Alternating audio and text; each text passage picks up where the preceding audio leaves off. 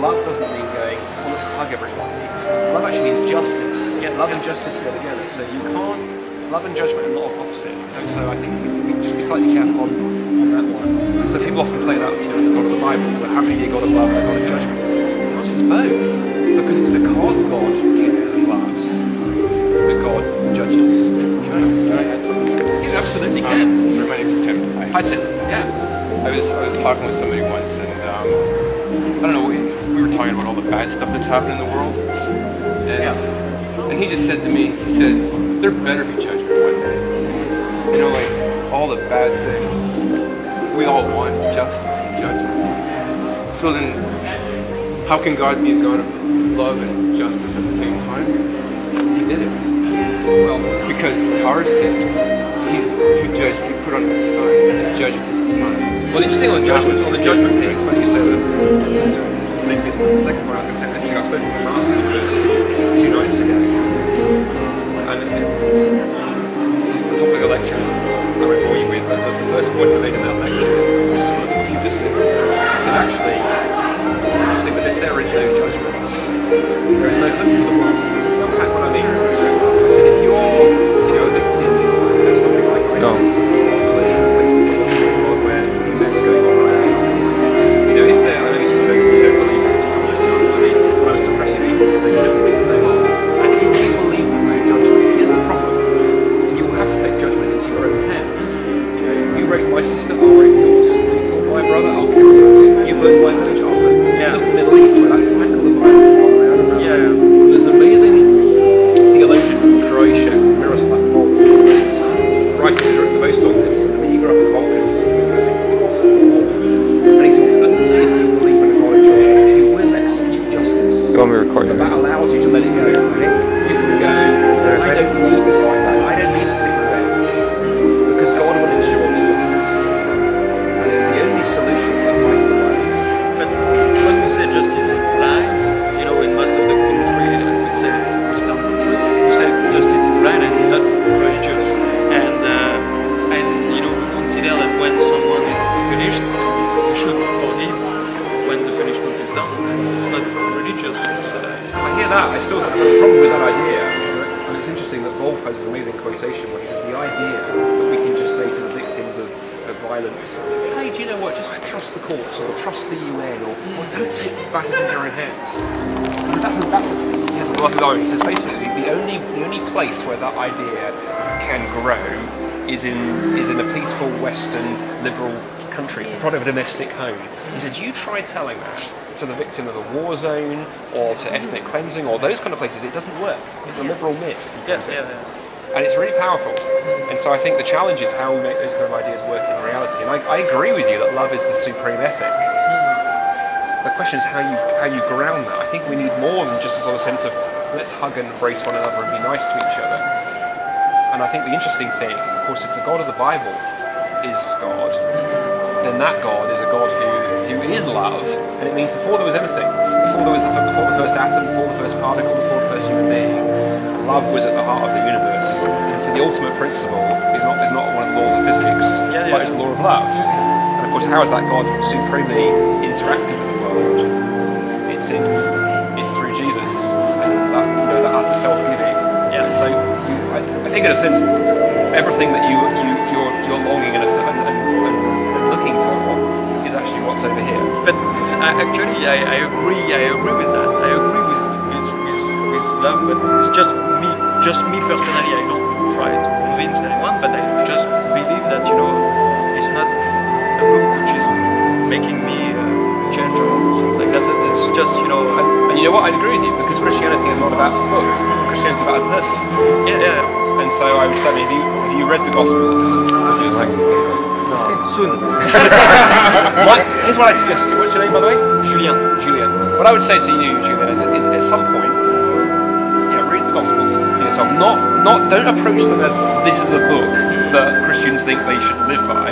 Approach it as this is the story of a person who, if this person's claims are true, it changes everything. Because at the heart of Christianity is not a book, but the role of that book is to introduce you to a person. But my point being, because of that, that's only something you can encounter for yourself. I can't give you, like I said, it's not about me giving you a clever argument. You can, I'm absolutely persuaded. But I would encourage you as a thinker and a seeker after truth. Yeah, no, this is in the pipe. In the pipe. This is the book. The book is in the pipe. The other thing I often like to introduce people to as well that could be helpful, and again, leave you to think about this for yourself.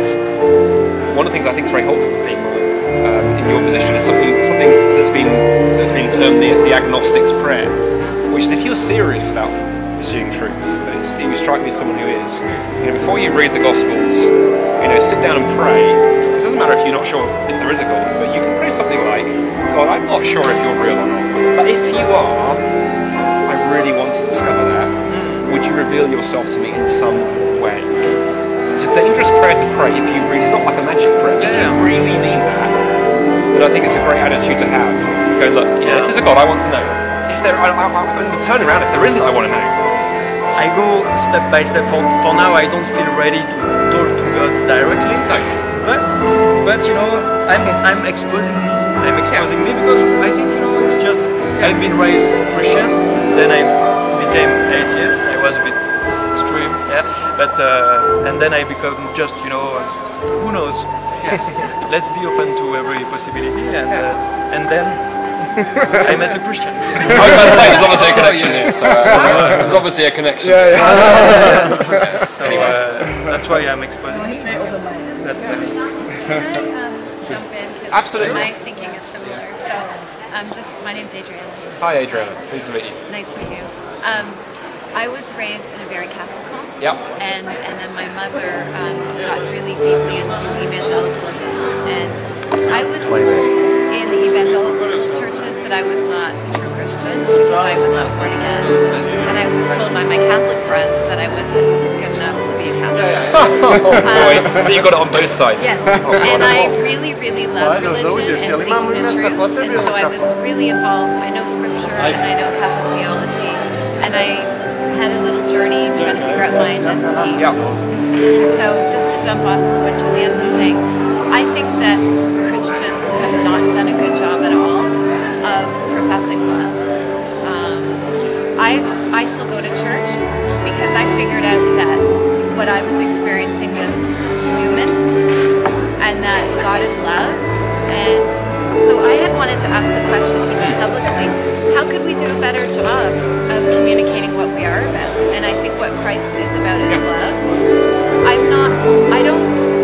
I don't agree with this idea that judgment is not the opposite of love. I think it is, because I think judgment comes from fear, and I think fear and love cannot coexist. And so what I'd like to see is for Christians to try to be, and Catholics, to try to have less of a political agenda, to empty themselves more, to be more Christ-like. Christ sat with the prostitutes and the tax sinners. To be more about love and less about what we're against. More inclusive, and less about us and them. And I think that's what the John Lennon song is about. It's about breaking down boundaries. And I wonder if that's frightening for the church, for leaders in the church to consider. Because then we, as Christians, and I include myself in the group, still, despite the way I've suffered, because then we give up our supremacy, our claim to truth, and our claim to power. And like I said, I've had it on both sides. The only way to get to heaven is through Jesus. Oh no, the only way is to go to Mass. Oh, and then everyone's got their own intellectual construct of what's true. And we're dividing ourselves, and we're shooting ourselves in the foot. We're getting people to run away. We're scaring people away. We're offending people. We're working against ourselves here. So that's my question: is how can we do a better job? That's a great question. That's a fantastic question. I think you've almost the seed of the answer is partly in what you've said. My advice to Christians, number one, is always stay away from politics. It's the first thing. I'm glad you mentioned that one. To go, just stay away from politics, because to go, it's like walking into a minefield. It's divisive. And it's not especially it's divisive. I think, it is divisive. Let's be honest. It's divisive. Let's be honest. But I think the problem is this. The danger is once you go into those things, the trap for Christians is that we end up thinking or making Christianity about moralism. It's a very obvious way of doing it. I am a good person because I go to church. You are a bad person because you don't. Don't go. Yeah. That's the first thing. Or, Christianity is about having the correct set of political views. Christianity is about, less so here in Canada, but in America, the idea you vote this way. Yes. The opposite of right is wrong. Yes. Kind of idea. But the interesting thing with Jesus cut through all of that. Jesus had none of that time. Look at the way he addresses the Pharisees. I often say the Pharisees are interesting because you say Jesus wasn't judgmental. On the one hand, he was for a certain kind of person, because you've got the Pharisees who are out. The Pharisees were good people. They kept the commandments. They weren't. It wasn't like trying. I wouldn't even say they were trying. They were succeeding. That's the bizarre thing. The Pharisees, that was what made them famous. If the law said you do this, then they would 613. they would do even more than the law. Yeah. And often were very genuine. Well, not genuine, but they would. But I think the issue that Jesus brings out, he looks at the Pharisees and says, "You guys are like whitewashed tombs." We miss the power of that insult. Basically, you look lovely on the outside, but you are rotting and fetid on the inside. That's true of us now. Yeah, and I'm saying, but that was interesting. That's a judgment. That's a judgment, whether it's against them or it's against us. Yeah, so I'm being judgmental. Well, it's not about that. I think what's interesting, when you start judging people, here's the frightening thing. It's like that old proverb I learned as a kid. You point a finger at somebody and 3 fingers point at you. Yeah. But I think the thing that Jesus does, dangerously so, is to go, oh, you want to make value judgments? Well, hang on a minute. Let's see how those apply to you. Right. And it's one of my favourite theologians once gave this illustration. He said, God, when he judges, he's not going to judge on the basis of morality or those things, because that's fundamentally unfair. Because in something like Canada, it's very easy to live morally. It's easy not to murder people in Canada. We've got the rule of law. Try that in Somalia, it's not harder. So if God judges on the basis of law keeping, it's naturally unfair. But what about if judgment is more like this? What about if, he said, imagine that hanging around each of our necks is an invisible tape recorder. Yeah. And God records every judgment that you make. Yeah, and what will happen is on Judgment Day, all that will happen is God will play back to you every time you said to anybody, you're wrong or you shouldn't do this. And you'll go, now let's see how that standard applies to you. And you'll be judged by your own moral standard. And if we're judged even by our own moral standards, every time I've written somebody off for this reason, now we're in trouble. And so go, what on earth are we going to do at that point? And I think when you start reflecting on that, that's quite frightening, because it's easy to judge the Pharisees and to go, how tempting I am to be Pharisaical. Pharisaism is very subtle. I can easily judge. If I was an American, if I lived in the States, I could imagine myself very easily being judgmental about the conservative right. What have I done? I've just been a Pharisee with regard to them. Oh gosh, now we've got a problem. And then the powerful thing about the way that God deals with this in Jesus and the cross is the astonishing thing about the cross for me. I often have this dialogue with Muslim friends, actually, because as you probably heard in the introduction, my background is in Islamic studies, so I've spent many, many years dialoguing with Muslims who like to talk about God's forgiveness and God's mercy. One of the interesting things about God's forgiveness and God's mercy, which we love to talk about as Christians, is mercy is by its very nature the opposite of justice. Yes. Because if you are guilty of a crime and you stand before the judge and he passes the sentence that justice deserves, he's been just but he hasn't been merciful. Now, then if he lets you go and he doesn't pass just judgment, he hasn't been just, he's been merciful. Right. But then of course you've got what do we do about the victims? And whichever way we go, we have a problem. But the unique thing about Jesus and why I love the gospel so much is that in Christianity, God does not execute judgment and mercy at the expense of his justice, but through his justice. The two come together. And when you grasp that's what's going on at the cross, it's phenomenal, because it means you can't possibly exclude anybody, because the cross brings us all to our knees to go, it's only through Christ and what he's done that I have any hope. But it means there's nothing of me in there. And the moment I start going, well, okay, I'm a better person than somebody else because I do these things, I've misunderstood the whole thing. And that's the tragedy about Christians and the impression we've given to the world. Because Christians of all people should be people who are willing to go, you know what? I'm a scumbag.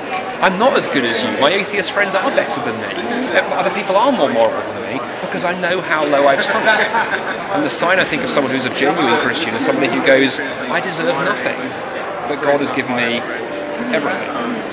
And when you get that into the heart of your being, it changes how you view other people. It changes how you view others because you know who you are. Yeah, I agree. And I think that's part of the answer. If we just got it back to Christ and to him, and got off politics, got off moralism, and got off those things, And that's what I love about Jesus. And you say he hung out with prostitutes and tax collectors and those kind of guys, just drove away the religious people. But at the same time, he had time for religious people who were willing to lay it aside. Think of Nicodemus in John chapter 3, who's one of the Sanhedrin, the highest council of the Pharisees, but Jesus embraces him. And then the woman, caught in adultery, to whom Jesus goes, that he is without sin cast the first stone. But then what does he do? He turns to the person and says, oh, by the way, go and sin no more. It's really not about dogma or an intellectual collection of ideas. It's in the heart. Ideas are important because otherwise you or I can believe entirely what we want and there's no way of telling if what we believe is true, because truth is not unimportant.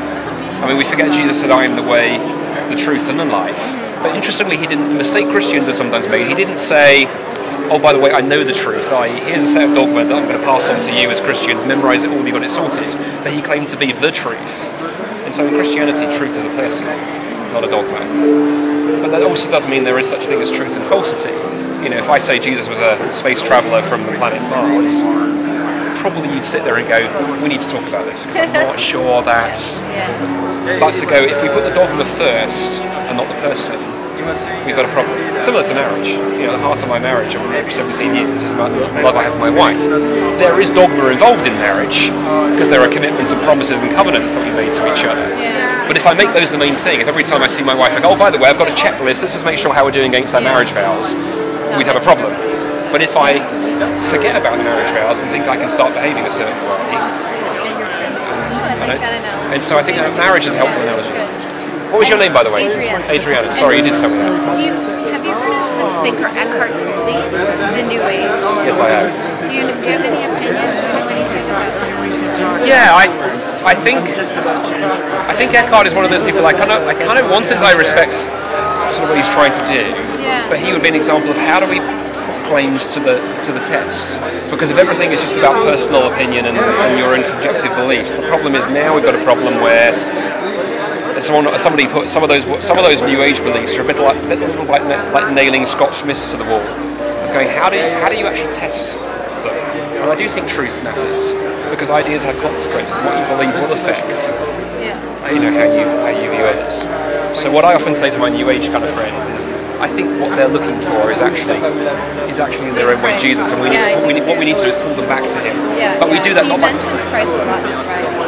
But the way we do that is not by banging people around the head, but by drawing people to it. The book you might enjoy if you haven't read it. It's a friend of mine who pastors a church in downtown Toronto. His name is Bruxy KV. Oh yeah. Have you read his book, The End of Religion?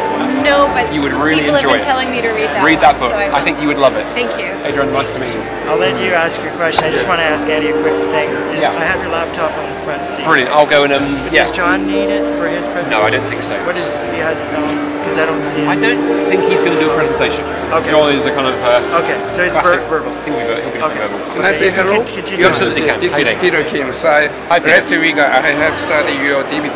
So Burning Oh, excellent. Okay. Yeah, so our church we have 6 weeks programs. Yeah. So our final question was, what was the Jesus? Who was Jesus? Excellent. I remember. So what your opinion? So Raya or Lunetti or... Oh, Son of God. Yeah. Exactly. Those are the three questions. And I think those are great questions to ask for people. Because I think as you read the Gospels, it becomes very hard to say he was a liar. I don't think that makes sense. So your position, God? Oh yeah, God. Oh gosh, yes, absolutely. That's why I'm a Christian. Yeah. How about the another question is New Age, something like the New Thought. A lot of some. The New Age movement, I would say, fundamentally isn't true. It isn't true. I don't think. Very practical. I think the New Age movement represents an attempt by many people to try and carve out a kind of do-it-themselves spirituality with no commitments. I think at the heart of postmodern culture here in the West lies a commitment problem. People don't want to commit to anything. But you see, if Jesus' claims are true, your opinion you don't agree. So New Age or New Thought concept. The New Age movement is a term applied to a very kind of loose collection of ideologies, largely drawing from Buddhism and Hinduism. And I think one of my critiques of someone like Eckhart Tolle and others would be what they've done is they've come along, they've taken bits of Hinduism and Buddhism that they like the look of, westernized it, but actually ignored the overall system. So I don't think you could break Buddhism into tiny pieces and just take the bits you like. at the heart of Buddhism is the idea that salvation lies through the releasing of all forms of desire. Now that has some implications. It has some implications for married life and family life and context. So, but my biggest problem with the New Age movement would be that it represents the unwillingness to commit to anything. And you see, if Jesus' claims are true, it's not just about he's the Son of God.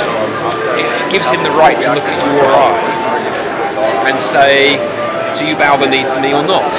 See, the question ultimately of who Jesus is also a lordship question. Is he Lord or am I Lord? That's the question all of us have to answer. I don't interrupt your time. So the New Age movement, I think the same as actually atheism, answers the question, who is in charge? I'm in charge. Christians say, who is in charge? Christ is in charge. So I think the question is, who is the ultimate authority? Is the question. Yeah, so you next seminar June People's Church, you're coming again? He's going to People's Church tomorrow. Okay. Anyway, good to meet you. Peter, please. Dr. Bannister. I'm Ryan. Hey, Ryan.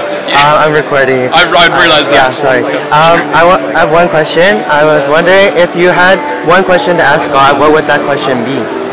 You can take a moment to. That's a great question. I don't actually know because that's such an amazing opportunity. Or what might you think? Yeah, I think the question I would probably ask God. That's a really good question. I think my question would involve something around the questions to do with evil and suffering. Because I think questions around why is there evil and suffering in the world is probably one of the most toughest questions that we could ask as Christians. I think there are very good answers to it, but we don't have all of the pieces of the answer because God is God and we are not. And so the ability to, in a sense, ask God, look, I've got some questions around this. I think the Bible makes this clear. I think some of this we can work out an answer to, but the rest of the answer is a sense that needs a God's eye view, and God has a perspective on history and human purpose and human life that you and I do not, because we are human. And so I think probably something around that kind of area. I have a sort of second question, but it's probably more personal. And I was wondering, how did you come to a conclusion of pursuing your spouse? The question of pursuing my spouse, that makes it sound like I had to run after her and catch her and drag her back. What happened with my wife and I would say, is it was very obvious through a series of what I would call coincidences. But I'm a great believer that when we pray, coincidences happen, and when we don't pray, they don't. That my spouse, that Astrid, was the right woman for me. So, for example, the very way that we met was a very strange series of coincidences. I look back and went, how it ever was that the two of us ended up in the same place at the same time was extremely peculiar. So that was very, very obvious, number one. So I think there was the circumstances. Then secondly, there was the kind of compatibility. There was the kind of spiritual compatibility that we thought similarly about many things around God and our faith. That made it very, very clear. And then I think a similar desire for mission, to see God, to be used by God to impact and make a change in the world. And I think I was going to say, this sounds like, you're a Christian who's asking the question, how do I know if someone's right for me? Then I think to go, are you aligned in terms of calling? Is there a sense of, if you feel that God is calling you to do this, and the person that you're looking at feels called to do that, then it can be quite hard. But if there's a sort of certain pulling in the same direction and a certain similar heart and desire to be used by God, then I think that's a very clear sign for me that I think there's a compatibility. I see. Do you mind if we take a picture? You may absolutely take it. Go for it. Oh, the old selfie there like that. Yeah. 1, 2, 3. And one more? Okay. 1, 2, 3. Thank you. You are very welcome. Can I also have a picture with you? Absolutely. Go for it.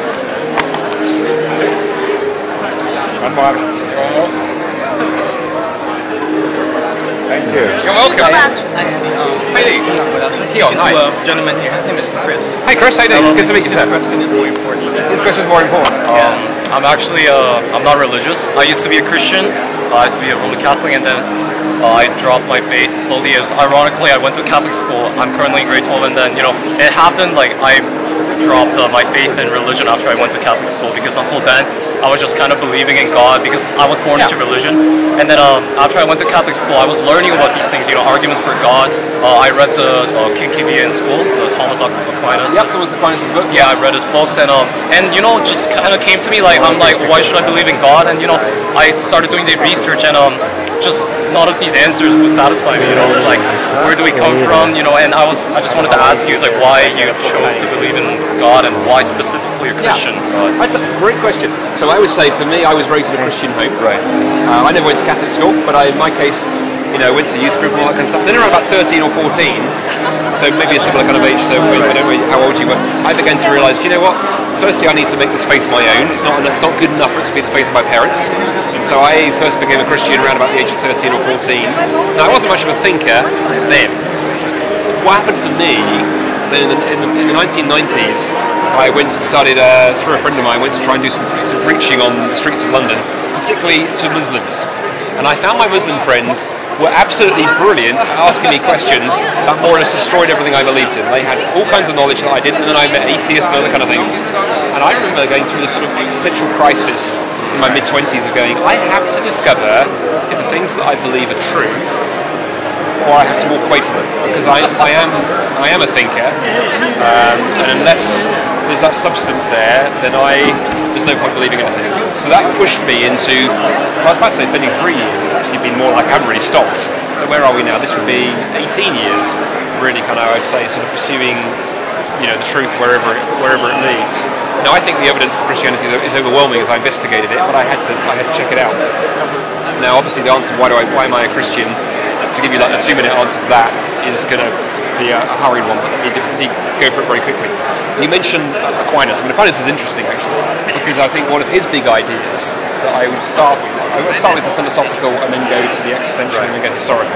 Philosophically, I think we have a number of issues. One of the biggest issues is this: if there is no God, then that means there is no such thing as purpose or meaning or intentionality.